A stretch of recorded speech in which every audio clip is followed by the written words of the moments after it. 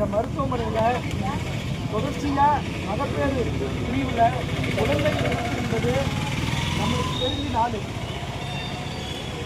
தொடர்ச்சியாக மருத்துவமனையில் இருக்கிறதுனால தெரிஞ்சு நாள் அந்த 3ஆவதாக இருந்த குழந்தை வந்து அதுக்கு முன்னாடி நாங்கள் வந்து இங்கே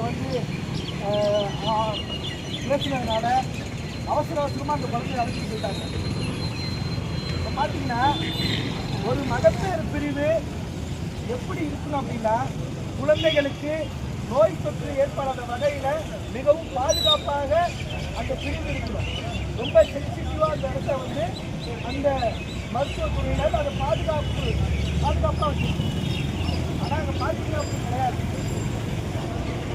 மக்கள் பயன்படுத்துவாங்கன்னா ஏன் இந்த மருத்துவமனைக்கு வராங்க அப்படின்னா ரொம்ப ஏழை மக்கள் தான் வராங்க. அவங்களுக்கு எப்படி பயன்படுத்துறது அவங்களுக்கு தெரியாது. ஆனால் அங்கே உள்ள துப்புரவு பணியாளர்கள் அங்கே எப்பயுமே வந்து ஒவ்வொரு இடத்துலையும் ஆட்களை வச்சுட்டு தான் இருக்கணும். நேற்று போகிறோம் மாடி வரி ஃபுல்லாக ஒரு இடத்துல குப்பையை கொட்டி வச்சுருக்கிறாங்க. அந்த குழந்தைகள் வார்டில் ஒரு பாடி பண்ணி ஃபுல்லாக குப்பை ஸ்ட்ரக்சர் போனால் ஸ்ட்ரக்சர் ஃபுல்லாக இரும்பு வச்சு ஒரே அழுக்காக இருக்குது.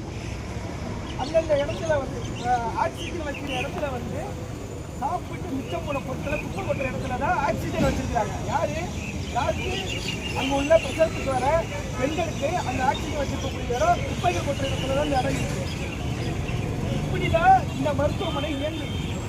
ஏன் அப்படின்னா இங்கே உள்ள பெண்கள் பிரசவத்துக்கு வரும்போது இது வந்து பாதுகாப்பு கிடையாது, இங்கே சுகாதாரமற்றது, நீங்கள் வந்து இங்கே பிரசவம் பார்க்காதீங்க அப்படின்னு சொல்லிட்டு அவங்க கொண்டுட்டு வராங்க. அந்த ஒரு சிந்தனைக்கு நம்மளை கொண்டுட்டு வராங்க. இப்போ இங்கே சட்டமன்ற உறுப்பினர் காக்கோட்டை அன்பழகன் இவர் தனியார் அன்பு மருத்துவமனை வச்சிருக்கிறார். அந்த அன்பு மருத்துவமனையில் காலை மாலை 2 வேளையும் இங்கே உள்ள அரசு மருத்துவர்கள் அங்கே பணிபுரிகிறார்களா இல்லையா? தலைமை மருத்துவர்கள் உட்பட அந்த மருத்துவமனையில் பணிபுரிகிறாங்க.